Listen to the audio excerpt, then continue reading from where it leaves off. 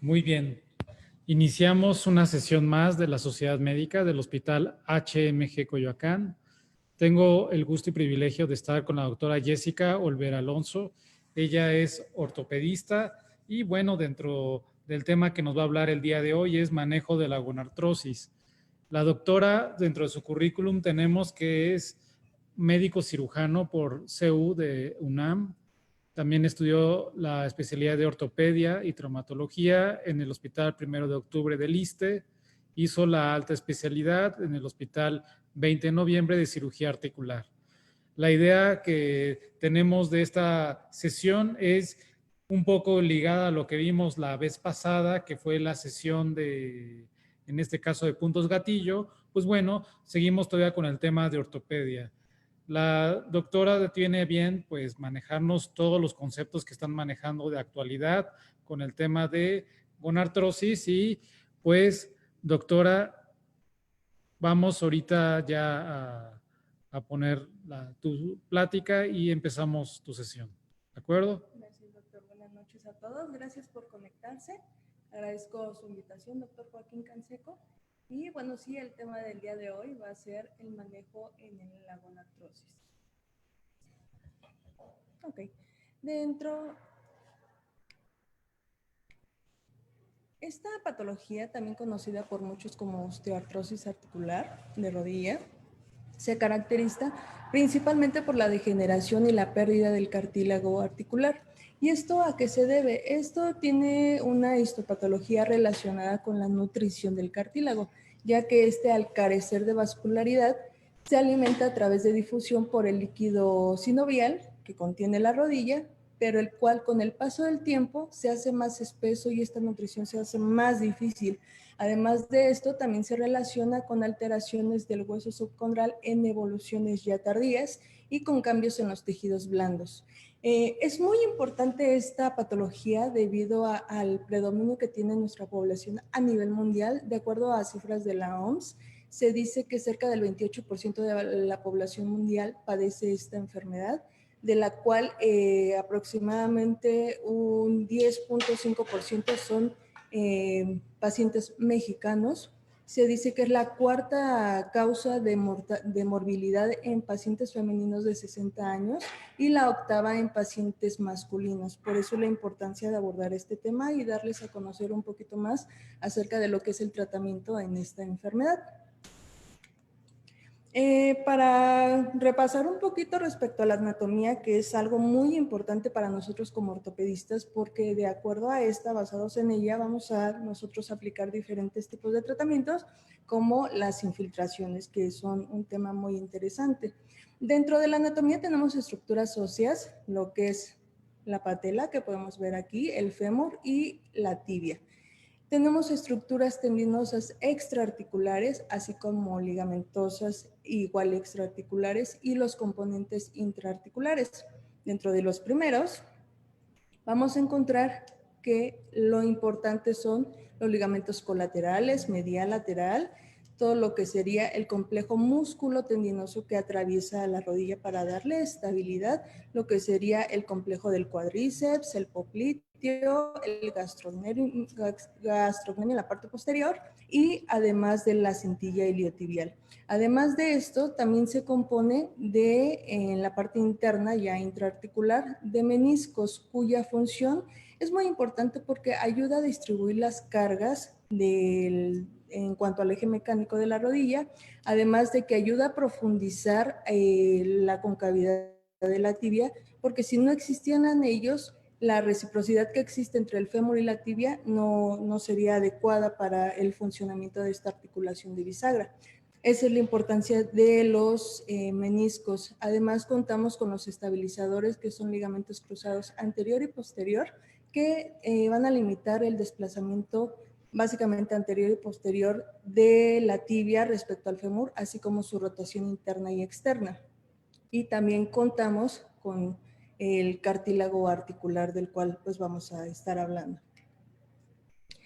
En cuanto a factores de riesgo, pues ¿quiénes van a padecer esta enfermedad? Ya lo dijimos, generalmente es una enfermedad de mayores de 60 años. Tiene mucho que ver con el peso, la herencia, la edad, la actividad que se desempeñe. Pero aquí lo importante de esto es conocer qué factores de riesgo puedo yo modificar para evitar tener esta enfermedad o enlentecer su evolución, qué factores potencialmente puedo modificar y cuáles definitivamente no puedo modificar. Dentro de los primeros tenemos la sobrecarga articular. Por ejemplo, cargadores de la central de abastos que están sometidos a esta sobrecarga. Aunado a esto, también a la obesidad, va muy de la mano. De verdad que los pacientes, cuando disminuyen su índice de masa corporal, tienen una mejoría en cuanto al dolor y la función muscular. Debilidad muscular, muchos pacientes no realizan ningún tipo de ejercicio o actividad isométrica para fortalecimiento muscular. Esto es importante para darle tono y fuerza, resistencia a la rodilla. La rodilla no es solo hueso, tiene muchos componentes de los que ya platicamos y le dan la estabilidad a la rodilla. Y bueno, dentro de los factores de riesgo potencialmente modificables tenemos lo que es el trauma mayor, algunos deportes de contacto como el fútbol americano, defectos propioceptivos que se deben a enfermedades múltiples que mientras estén bien controladas, el potencial de desarrollar esta enfermedad es menor. Atrofia de cuádriceps, lo que les comento en cuanto a la ausencia o nuestra falta de educación respecto a las actividades deportivas a nivel global, la laxitud articular que va de la mano y enfermedades inflamatorias articulares. ¿Y qué no puedo modificar? Definitivamente la edad no se puede modificar, por eso es una patología que va de la mano con la edad avanzada. Se ha visto de acuerdo a los últimos estudios que el sexo femenino es el más predominante y ya lo vimos que a nivel global es la cuarta causa de morbilidad en las mujeres mayores de 60 años. En cuanto a la raza, hay estudios que refieren que la raza negra es la que más sufre de esta patología, pero no está muy claro si es simplemente por cuestiones hereditarias o por cuestiones del tipo de vida que llevan estos pacientes. Trastornos endocrinos, metabólicos. Yo no puedo quitar el hecho de que tenga diabetes, tenga hipertensión, tenga artritis reumatoide, pero lo puedo controlar. Pero definitivamente no me puedo quitar la enfermedad. Factores genéticos, estos más que nada van encaminados a los defectos de angulación que se presentan, ya sea varo o valgo de la rodilla, lo que muchos conocen comúnmente como las rodillas en charro o cuando están muy juntas las rodillas, que son las deformidades que son causantes de este tipo de padecimientos, así como factores congénitos del desarrollo como la tibia vara. Aquí lo importante es diagnosticar de manera temprana antes de la evolución al cuarto grado de gonartrosis de los pacientes y esto contamos con los criterios del Colegio Americano de Reumatología para diagnosticar a estos pacientes de manera temprana. Dentro de estos criterios encontramos como primer lugar lo que es la gonalgia. El paciente va a llegar a la consulta con un dolor de rodilla. Es la causa principal por la cual llegan con nosotros a la consulta. Después nosotros al estudiarlo, al solicitarle estudios de imagen, en las radiografías vamos a observar presencia de osteofitos, que son lesiones que se presentan para compensar la carga a la que es sometida la rodilla. También hay rigidez matutina, la cual dura menos de 30 minutos, este es algo muy importante, y que los pacientes van a referir una crepitación o un chasquido en la rodilla. Aquí también es importante tomar en cuenta las deformidades óseas que nosotros detectemos en la clínica y en la radiografía. Si hay o no un derrame articular, la historia familiar y los factores de riesgo. Pues es importante que durante el interrogatorio sepamos abordar al paciente y preguntarle cuándo se desencadena el dolor, si es al subir o bajar escaleras o en alguna posición adecuada o cuándo le duele más, en qué horario. Todo esto es importante para el diagnóstico.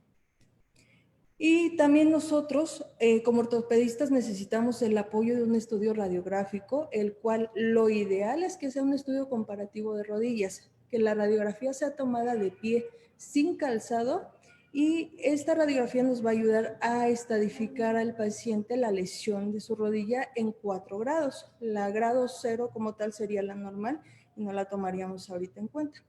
Vamos a ver, esta es una radiografía, una imagen de frente, anteroposterior o AP le llamamos, y una imagen lateral, donde podemos observar que hay un adecuado espacio articular tanto en el compartimento lateral como en el compartimento medial. Vemos que hay una densidad ósea aceptable en la imagen lateral, podemos ver que el espacio entre el fémur y la patela también se encuentra adecuado y no vemos ninguna presencia de osteofitos ni algún otro dato que ahorita les voy a mencionar. Y el eje se ve conservado, yo no veo ninguna desviación en varo o valgo. Al contrario de esta imagen, en esta imagen yo tengo los 4 grados de complicaciones de gonartrosis radiográficas de acuerdo a la clasificación de Kellgren y Lawrence. En el primer grado de desgaste articular vamos a encontrar estas imágenes, si los llegan a ver aquí en la parte lateral de la tibia y en la parte igual lateral del fémur, podemos encontrar estos osteofitos en el primer grado y con una dudosa disminución del espacio articular. ¿Okay? Ese es el primer grado. Dentro del segundo grado, a esto le vamos a agregar ahora sí una evidente disminución del espacio articular. Dentro del tercer grado, esto se va a ir complicando conforme avancemos. El tercer grado, además de los osteofitos, la disminución del espacio articular, voy a encontrar esclerosis. Si se dan cuenta, en la parte proximal de la tibia veo líneas blancas, líneas más brillantes.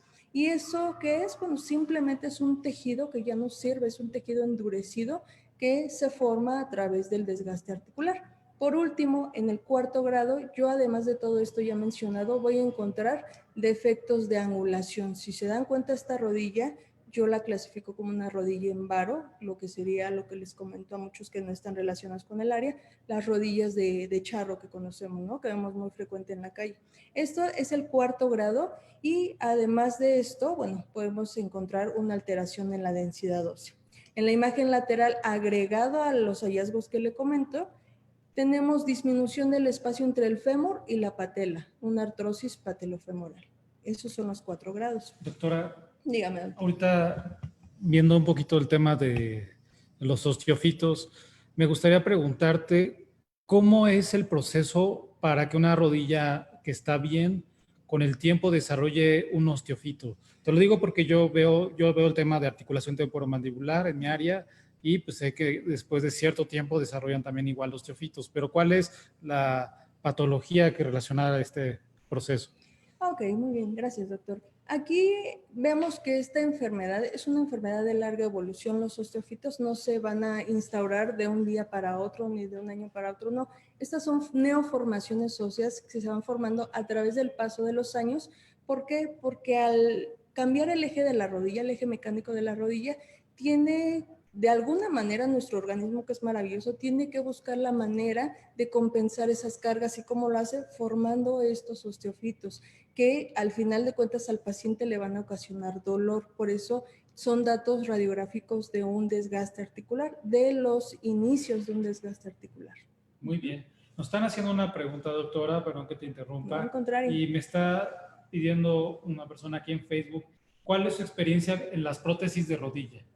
Ok, mire, más adelante tengo ese tema como tal, Okay. pero sí le puedo adelantar, sí lo voy a abordar el tema. Esa pregunta me agrada mucho porque en realidad antes de la pandemia, estamos hablando de 2 años previos a esta situación que estamos viviendo lamentablemente, le puedo decir que en promedio a la semana yo creo que estaría realizando de 6 a 8 prótesis de rodilla totales a nivel institucional, lo cual para mí ha sido maravilloso, ¿no? O sea, he tenido muchísima experiencia en ese aspecto.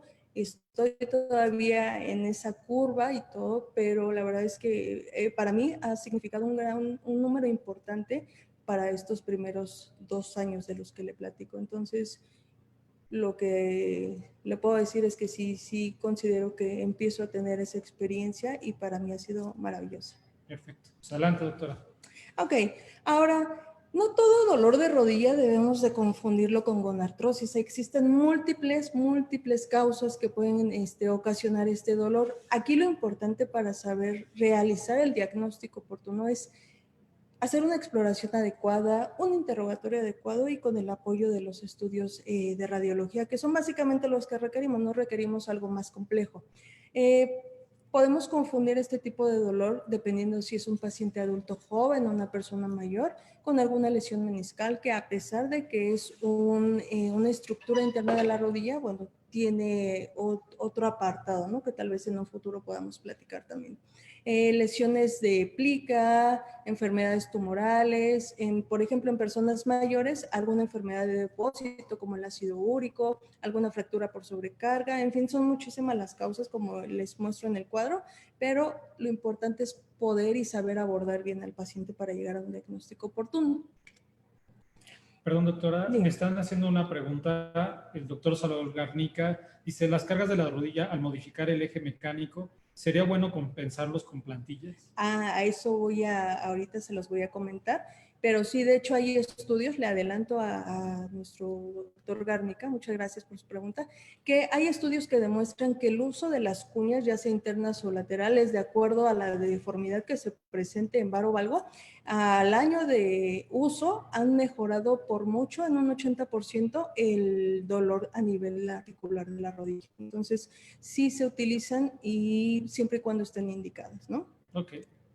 Ok, ahora en cuanto al objetivo del tratamiento, aquí el paciente si llega por dolor, mi objetivo principal va a ayudarlo a eliminar en la medida de lo posible este dolor, pero obviamente tiene que ver mucho en cuanto a la afección de la movilidad que presente también el dolor, el paciente en su articulación y mejorar la calidad de vida de estos pacientes. Vamos a tener un sinfín de tratamientos, desde lo más básico hasta lo más agresivo. Del primero tenemos un tratamiento no farmacológico en el cual insisto mucho en la disminución del índice de masa corporal. A veces es muy difícil, de hecho traigo un caso clínico que les voy a comentar relacionado con la obesidad y sus complicaciones, pero es muy difícil que muchos pacientes bajen de peso, pero se tiene que insistir en esto porque de acuerdo a la disminución de este índice de masa corporal, el dolor tiende a ser mejor, a tener más tolerancia a esta, aunado junto a los ejercicios isométricos que se recomiendan en la prevención y ya cuando está instaurada esta enfermedad.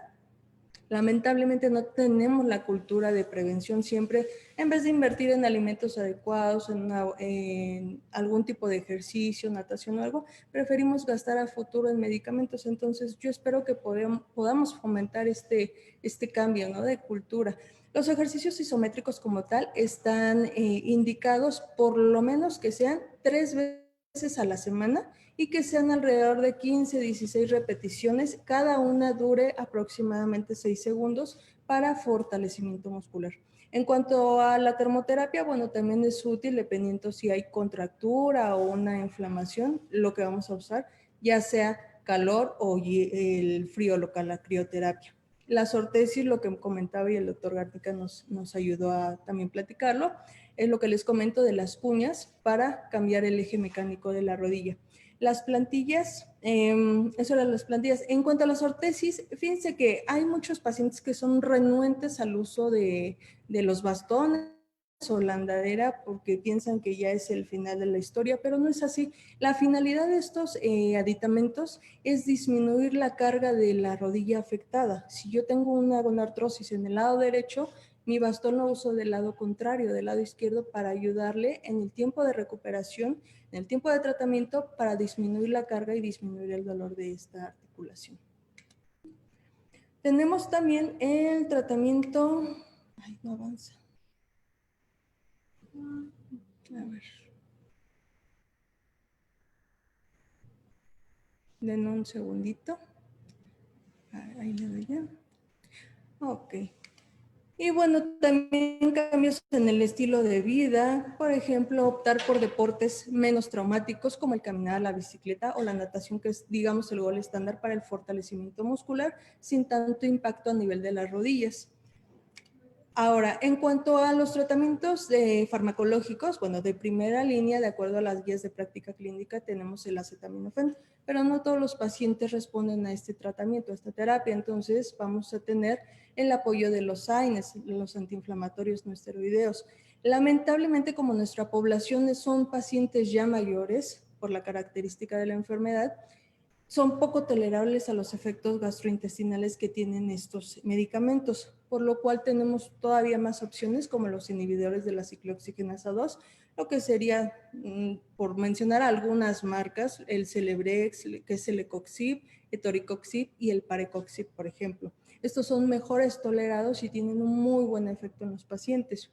Analgésicos opiáceos, sí hay que tener mucho cuidado con ellos, son muy buenos, muy efectivos, pero sus efectos adversos son importantes, poco tolerables por los pacientes y algunos, bueno, pueden generar dependencia.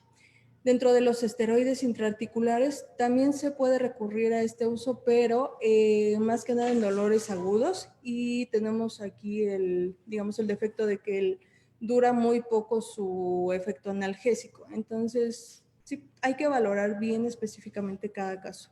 Dentro de los suplementos alimenticios, aquí sí me hacen mucha pregunta los pacientes, doctora, la condroitina, glucosamina y todo eso sirve.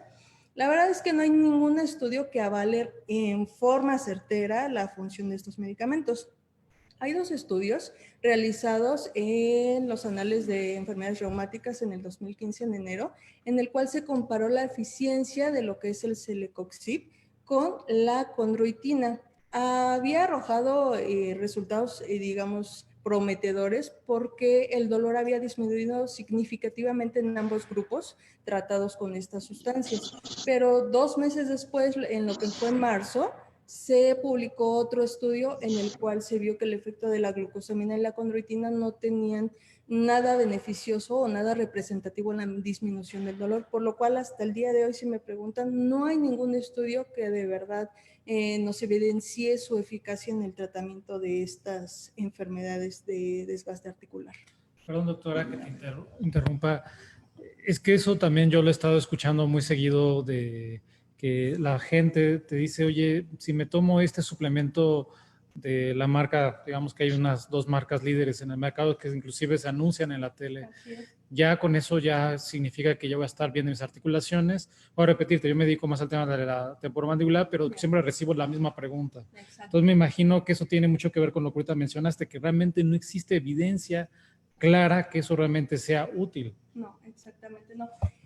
Aquí la situación, a pesar de que no existe la evidencia científica de que funcione o no funcione, la gente lo sigue utilizando porque no sabemos si es un efecto placebo, no sabemos. La realidad es que ninguno de estos medicamentos va a regenerar el cartílago articular, o sea, no lo crean, ninguno lo realiza. Tal vez enlentezca el proceso de degeneración, pero ninguno va a regenerar el cartílago articular. Ok, también tenemos el famoso PRP, el plasma rico en plaquetas autólogo. Este también ha sido muy utilizado en la actualidad porque, de acuerdo a algunas bibliografías, mejora clínica y radiográficamente a corto plazo las enfermedades degenerativas. Se dice que alrededor de 9 meses después de la aplicación empiezas a ver algún tipo de beneficio, pero no se utiliza en todos los pacientes. Deben de ser pacientes de inicio de gonartrosis tipo 1 o 2, porque ya en grados más avanzados ya no se ve algún beneficio en realidad. Aquí, ¿en qué radica el principio del plasma rico en plaquetas? Como ya les había comentado, el cartílago carece de vascularidad. Al nutrirse a través del líquido sinovial, con el paso de los años, al hacerse más denso, pues obviamente el cartílago empieza a morir y empieza a degenerarse. Y aquí el principio es de que como las plaquetas son las primeras células que durante cualquier lesión, cualquier efecto que se presente en el organismo, son las primeras en llegar en tratar de regenerar, de reparar esa lesión. Ese es el principio básico, porque empiezan a liberar factores de crecimiento, sustancias que promueven la reparación. En eso se basa este procedimiento, y en realidad es un procedimiento barato, accesible para las personas y, digamos, fácil, porque solo se toma, como lo vemos aquí en las imágenes, una muestra de sangre, mismo paciente, aproximadamente unos 20 mililitros, se centrifuga en varias ocasiones hasta lograr un concentrado adecuado para poderlo aplicar intraarticularmente. Se puede hacer con a técnica ciega o con el apoyo de un ultrasonido. Células madre mesenquimales, un poquito menos utilizado, pero aún así existe la terapia. Aquí se toma la muestra de la grasa abdominal y de la médula ósea, y ya que se tienen estas células que son condrocitos autólogos halogénicos, conocidas como células madre mesenquimales, se van a administrar igual intraarticularmente. Se dice que este tipo de células, al ser tan especializadas, tienen la capacidad de crear un tejido regenerativo, como lo es un tejido de cartílago o líquido sinovial. Ese es su beneficio anterior.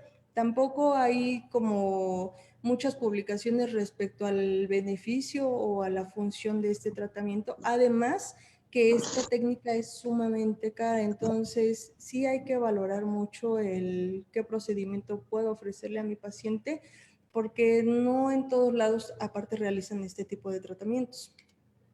Y en teoría pues disminuye la destrucción del cartílago por limitación de la respuesta por ayuda de estas células mesenquimales. Ahora la artroscopía es una cirugía maravillosa, de verdad, porque es una cirugía de mínima invasión a través de la cual son 12 orificios pequeños menores a 1 centímetro. Algunos, de acuerdo a su preferencia, pueden realizar algún tercer portal.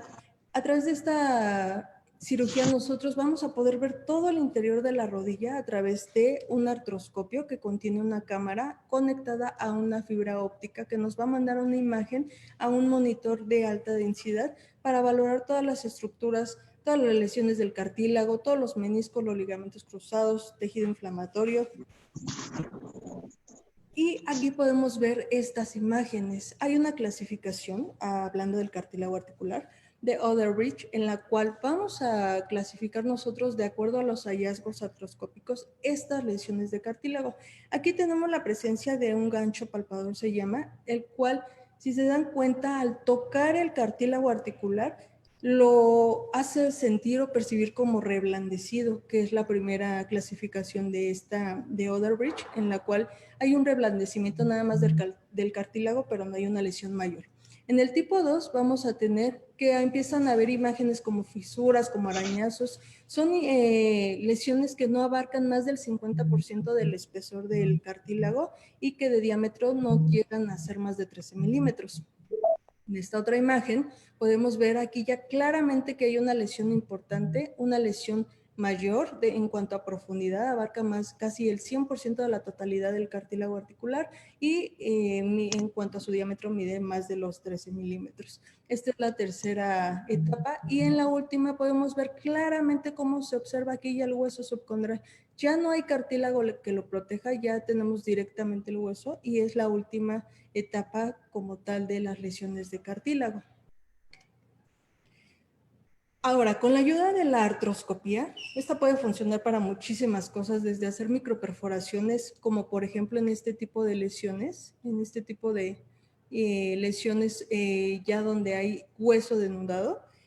En este tipo de situaciones nos puede ayudar la mosaicoplastía. Generalmente los pacientes presentan la lesión a nivel del cóndilo medial, que es en la zona de carga. Entonces la mosaicoplastía está indicada para pacientes menores, sí, menores de 50 años, y consta la técnica en tomar injerto de cartílago con hueso de zonas que no son de extrema carga, como estas y la zona intercondilia, y se toman muestras como taquetes, para que yo me explique, y se colocan en las nuevas zonas receptoras, esperando que al cabo de aproximadamente 6 semanas haya una consolidación ósea, una osteointegración.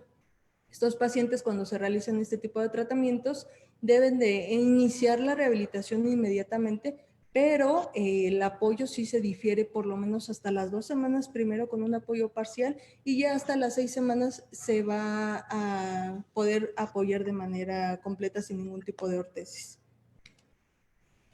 En cuanto a las artroplastías, que pensamos algunos pacientes que es lo último que podemos ofrecer para la gonartrosis, bueno, les puedo hablar que los inicios de sus usos empezaron en 1971 gracias a Frank Buston, el cual realizó una prótesis basándose en su diseño policéntrico de baja fricción, hasta actualmente las utilizadas, que son mucho más versátiles, que toman en cuenta la pérdida de stock óseo y también las alteraciones de los ligamentos, ya sea colaterales, ligamentos cruzados. Entonces, la verdad es que actualmente las prótesis son muy versátiles.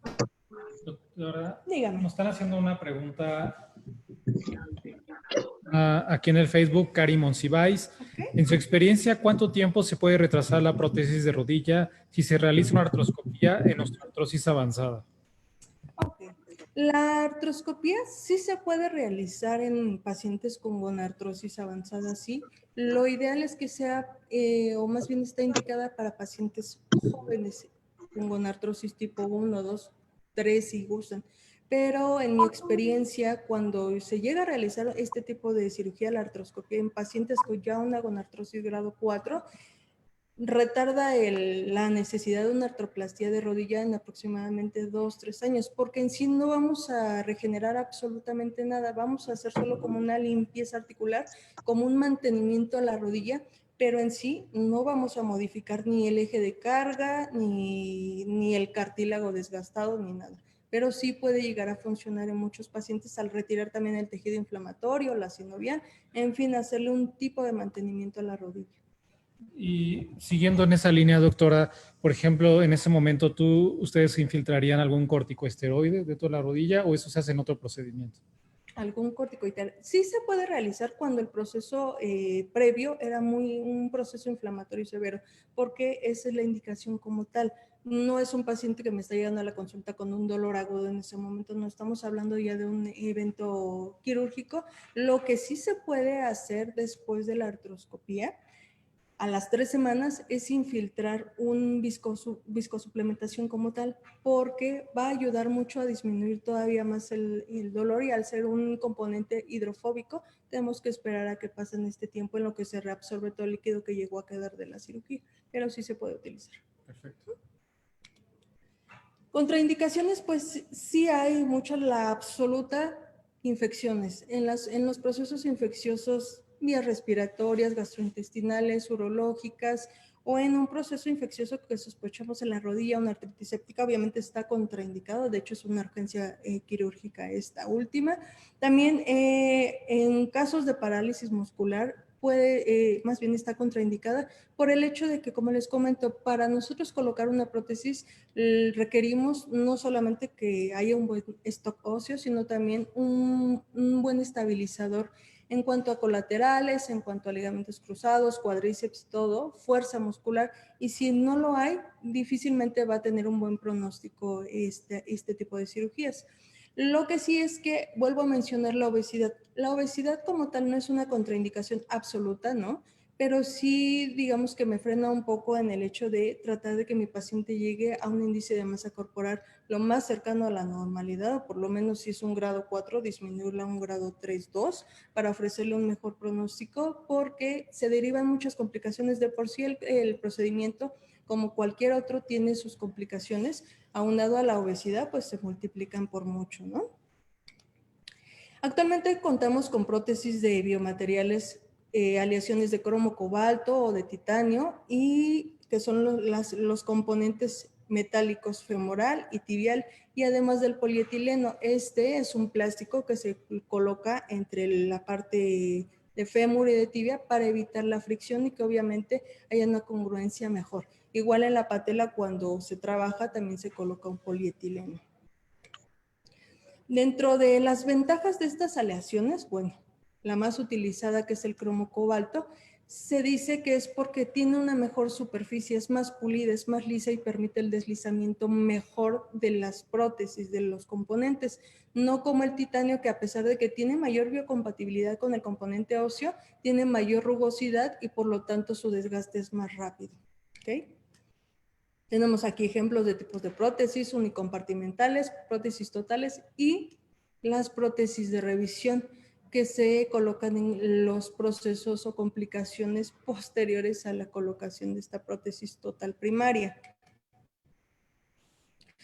Tenemos dentro de las unicompartimentales, bueno, aquí lo que quiero, no quiero que lean todo el cuadro en realidad, lo que quiero que quede claro es que para colocar una prótesis unicompartimental, aquí sí es bien necesario que los ligamentos cruzados y los colaterales den contención, estén íntegros, porque si no esta prótesis va a fracasar. Y no es para todos. Por ejemplo, pacientes con deformidades mayores en varo, mayores a 15 grados o de valgo mayores a 10 grados de deformidad, no se les puede colocar, tienen que estar en números menores a estos.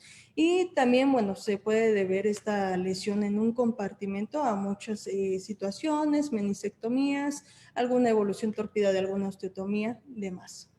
Dentro de la prótesis total, bueno, vemos que se va a instaurar cuando haya una artrosis que afecte a más de 2 compartimentos, que no hayan respondido al tratamiento no farmacológico y farmacológico, viscosuplementación, y pacientes generalmente mayores de 60 años. Se puede colocar en pacientes menores, sí, pero son casos muy escogidos, muy selectos, y van de la mano, por ejemplo, con enfermedades deformantes como la artritis reumatoide.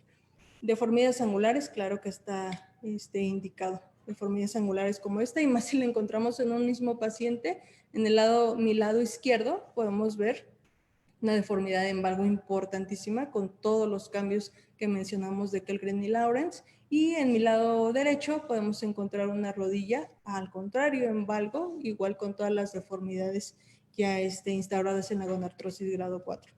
Este es un paciente, un caso clínico que les quiero compartir, es un paciente masculino de 67 años, un asesor financiero que se dedicaba mucho a caminar largos trayectos y que un año antes de llegar conmigo presentaba muchísimo dolor, ya le afectaba su calidad de vida. Entonces, él tenía una deformidad importante en varo, por lo cual vemos aquí en la imagen que el cóndilo medial estaba completamente destruido y además pues tenía muchísimo tejido inflamatorio. Entonces, con él, por la edad, por la deformidad y por la lesión importante del cóndilo medial, decidí colocarle una prótesis total de rodilla, en la cual no conté con la prótesis, con la radiografía previa, perdón, pero aquí podemos observar cómo el eje ya se recuperó y hubo un acoplamiento adecuado de la prótesis con todo y su cementación. Y aquí podemos ver esta sombra, aquí se está colocado el polietileno o el plástico que va entre estos dos componentes. Ahora, eso no es todo, no es la última opción que podemos ofrecer a nuestros pacientes que sufren gonartrosis. También hay las prótesis especiales, ya sea porque la prótesis primaria no funcionó, fracasó, o porque hay una inestabilidad ligamentaria global que no puede ser tratada de manera específica. Aquí es importante saber que este tipo de prótesis que ya son más versátiles, tienen aditamentos, offset y demás situaciones, toman en cuenta lo que es la insuficiencia en cuanto al stock óseo y las cuestiones ligamentarias. Este es otro paciente que aproximadamente un año antes de nosotros, verlo junto con mi equipo a nivel institucional, él le habían colocado una prótesis de rodilla primaria, la cual lamentablemente se infectó. Es una de las complicaciones que se llegan a presentar en la rodilla, en las prótesis totales. Y entonces se tuvo que retirar la prótesis y se le colocó este espaciador de cemento. Este espaciador tenía la finalidad de que mientras tenía su tratamiento antibiótico y todo, pues mantuviera la distancia entre los segmentos, entre el fémur y la tibia, para que en un futuro, cuando se colocara otra prótesis, no hubiera tanta complicación en el manejo de los tejidos blandos. Lamentablemente él, pues por las razones que no voy a mencionar, se quedó con ese espaciador mucho más del año. Entonces, cuando llegó con nosotros, pues ya había una contractura importante, una atrofia de los músculos importante también. Entonces, fue un poquito difícil su abordaje. Aquí podemos ver en la imagen cómo había abundante tejido fibroso y el espaciador que se retiró. Tiene que ser una factura fiscal. Como había un acortamiento tan importante del mecanismo extensor, hubo que hacer una plastía en BY para tratar de alargar lo que es el tendón cuadricipital y poderle dar, en cuanto a la rehabilitación, un beneficio extra para que no sufra tanto. Y aquí podemos ver que afortunadamente todavía conservaba un buen stock óseo, por lo cual pues se le pudo instaurar su prótesis de revisión y se corrigió lo que era la deformidad que previamente ya había manejado. Este es el control radiográfico, donde podemos ver cómo está adosada la prótesis, componente femoral, componente tibial, imagen de frente, imagen AP, imagen lateral. Y este es otro caso, aquí es donde quiero enfatizar mucho el problema de la obesidad. Esta es una paciente de 60 años, tenía Que exista. ya una obesidad de grado 4, o sea, ya era una obesidad mórbida, pero ya muchísimo dolor y no podía bajar de peso. Se mandó en nutrición, se le mandó a rehabilitación, pero no podía bajar de peso. Entonces, Pero es si me lo cuando les pones digo así que la con obesidad, digamos que es una contraindicación no me da, relativa, no es no me absoluta, da.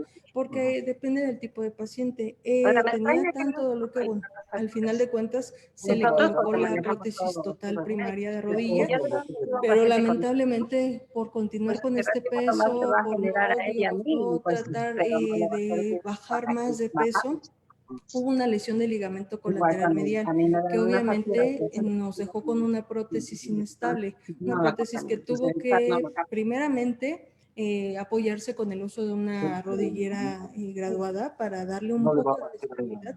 Se les, ¿Me dígame. permites, Claro doctora? que sí. Es que me parece que hay una Ese persona. último lo manejamos entonces para No, déjame Claro que sí. identificar. Si no le pregunto a mi contador, le digo si me la pueden generar, con que me la genere.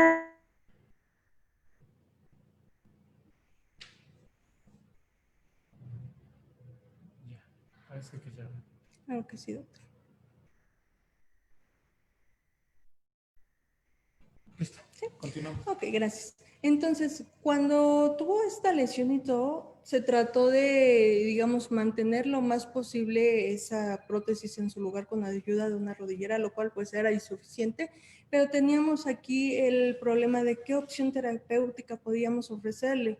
Teníamos por un lado la colocación, la reparación del colateral medial mediante un injerto de tendón de Aquiles con pastilla ósea, pero el hecho de la obesidad, que es lo que nos llevó al fracaso de esta rodilla, no nos dejó más que al hacer un consenso con varios ortopedistas, colocarle una prótesis en bisagra, la cual está elaborada, sí, dame un segundo, okay. La cual está elaborada con este fin, para este tipo de pacientes está diseñada, que no tienen una contención a nivel de ligamentaria. Entonces se le colocó su prótesis de bisagra y bueno, su pronóstico mejoró por mucho a como en la prótesis primaria. Pero aquí lo que quiero que les quede más claro es, hay que seleccionar bien a nuestros pacientes, tratar de que bajen lo más posible, porque de verdad eso es muy importante para nosotros como ortopedistas y para los pacientes obviamente mejora muchísimo su pronóstico. Y pues nada más hasta el momento. Cualquier duda o algo, si puedo ayudarles a resolver sus preguntas, lo intentaré. De todos modos, aquí también les dejo mis datos de contacto. Si gustan, igual pueden ir a mi Instagram para ver algunos casos clínicos relacionados con la gonartrosis y también con otros temas de la ortopedia en general. Y les agradezco su atención. Muy bien, doctora. Tenemos aquí algunas dudas y quisiera saber cómo diferenciar un dolor de rodilla por osteoartrosis de artritis reumatoide, doctora. Porque yo creo que ese es un tema que sí se debe de abordar en el tema. Definitivamente, cuando un paciente tiene artritis, pues es de las principales situaciones de que ya la dificultad o el dolor no le permiten caminar. Entonces, doctora. Claro, gracias. Al final, estas dos entidades son artritis, pero tienen una etiología diferente. Aquí es la diferencia básica como tal. Primero, la gonartrosis tiene un mecanismo de lesión biomecánico en cuanto a desgaste articular, en cuanto a traumatismo. ¿Okay? Con el paso de los años se va instaurando. Y la artritis reumatoide no, es una enfermedad autoinmune en la cual el mismo organismo va atacando las articulaciones y provocando todo este tipo de molestias.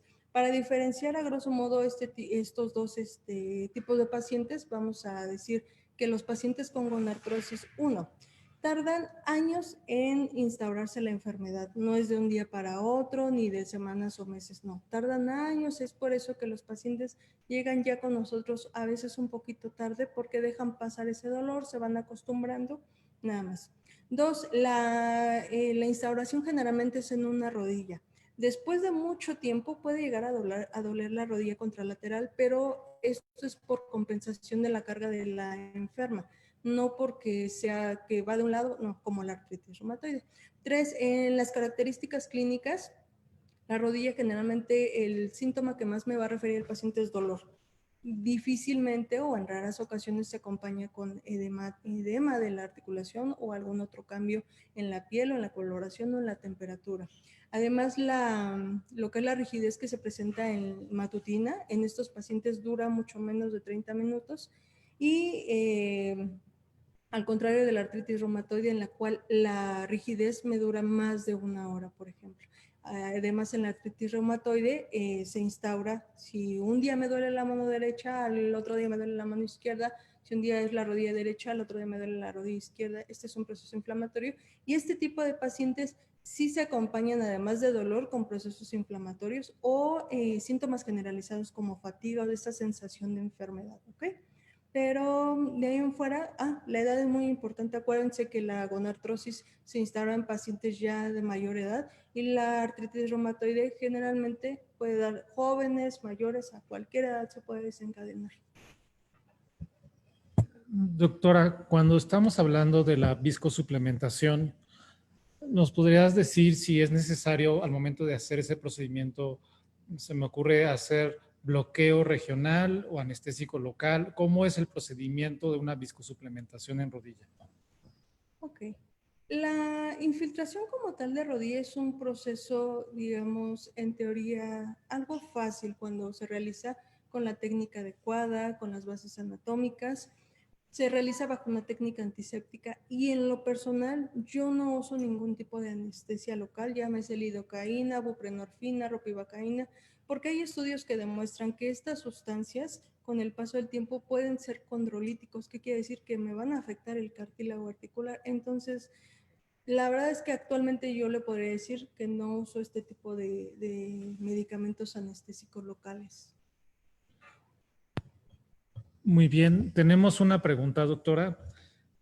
Sofía Socorro, habla que es una persona de 65 años y comenzó con dolor fuerte y piensa que es normal por la edad, pero dice que, bueno, que veo que no.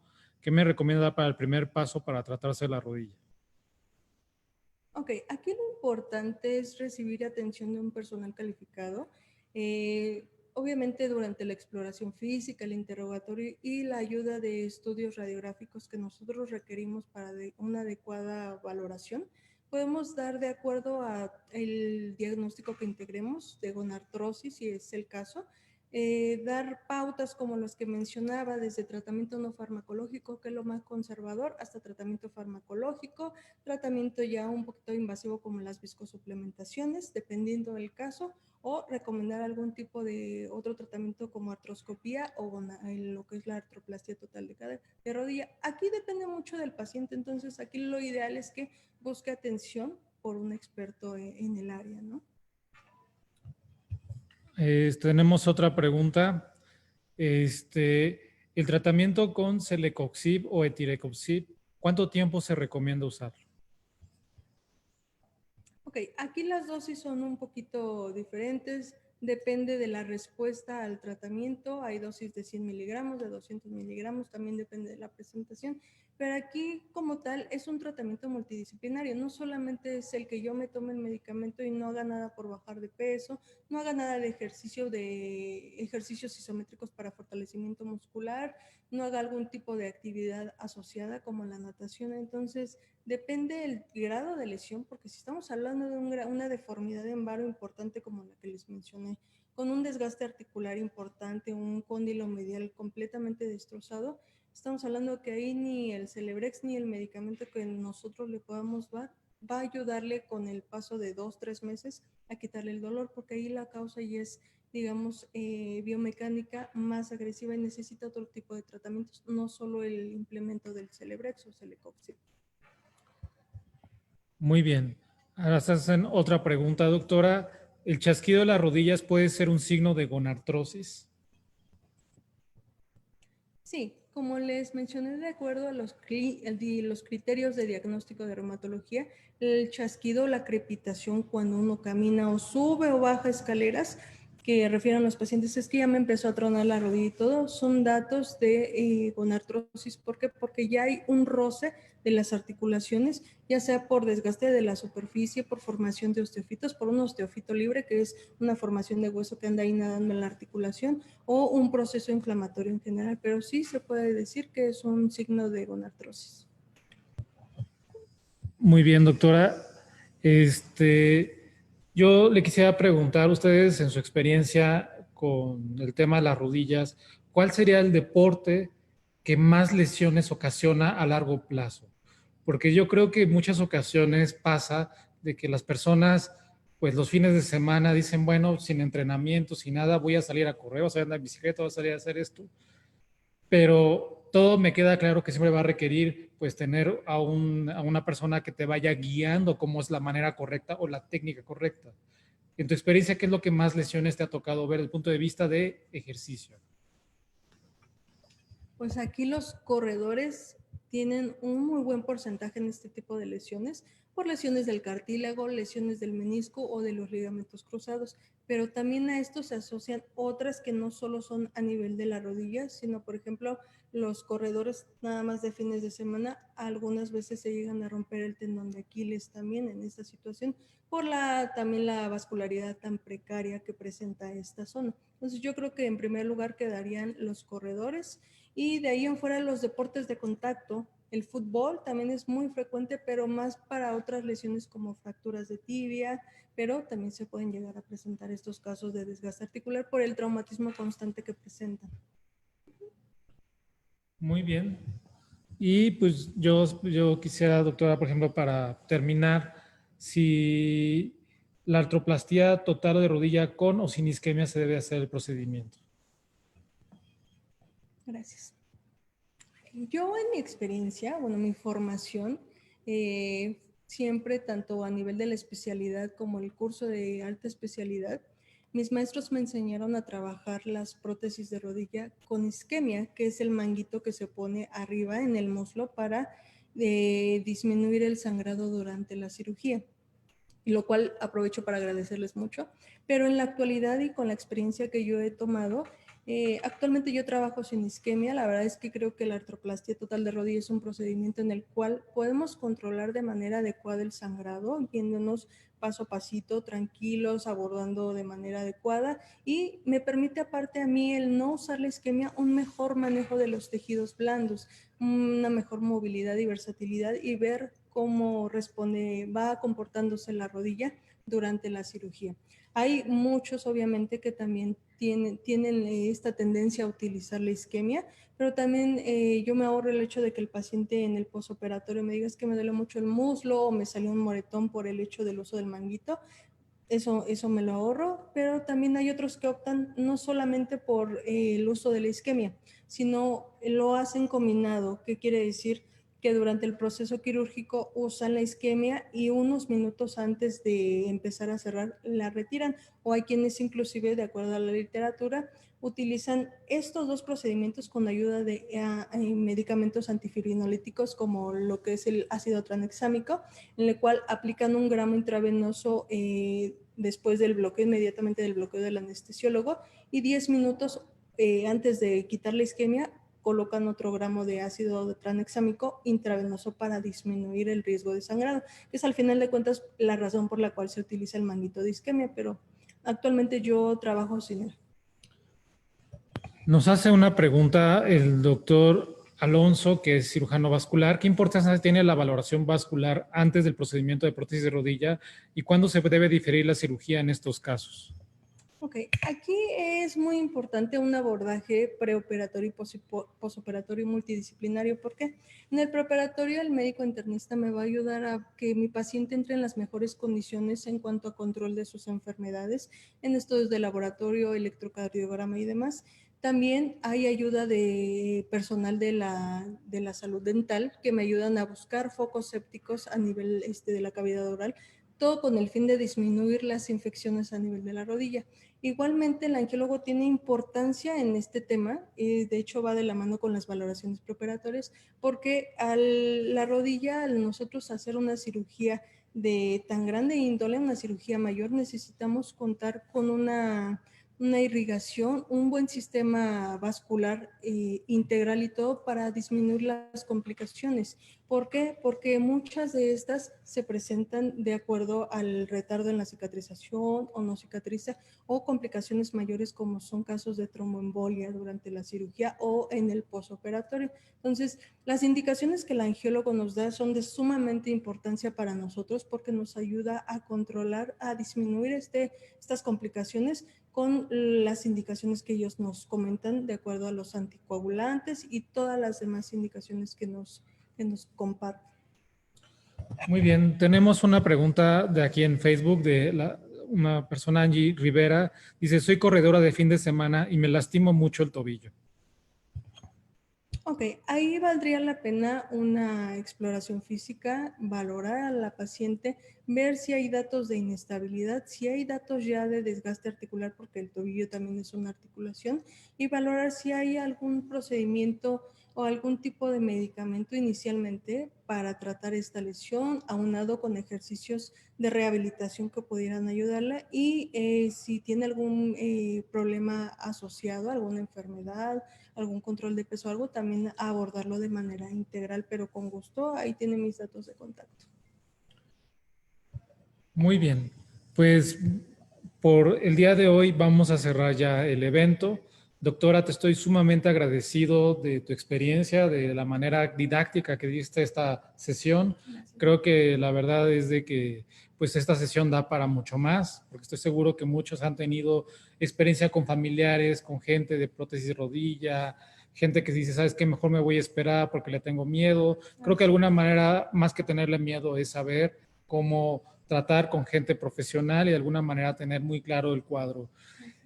Y pues en este caso también cierro con el tema de que pues dentro de 2 días es el Día del Médico.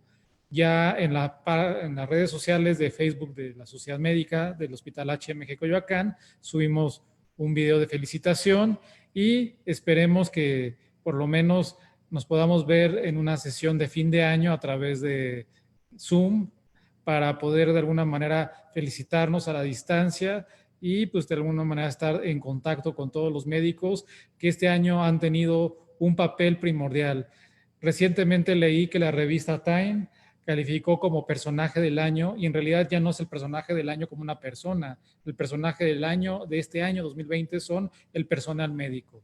¿Por qué? Porque el personal médico realmente es el que llevó a cabo toda esta tarea de contención del tema de COVID y pues de alguna manera creo que ese es una de las cosas que han tenido a bien llevar muchos médicos aquí de este hospital y por supuesto que la idea es felicitarlos, saber que su labor pues está siendo muy agradecida por muchísima gente que han salvado y sobre todo que todos sabemos que de alguna manera hemos escuchado de gente que está trabajando en el área de la salud que ha fallecido desafortunadamente por muchas condiciones. Entonces, pues no me queda más que extenderles un caluroso abrazo y saludo a todos aquellos médicos por su día, que es pasado mañana, y espero que próximamente nos podamos saludar ya físicamente. Pues doctora, muchas gracias Sociedad Médica, y nos estamos viendo para la próxima sesión.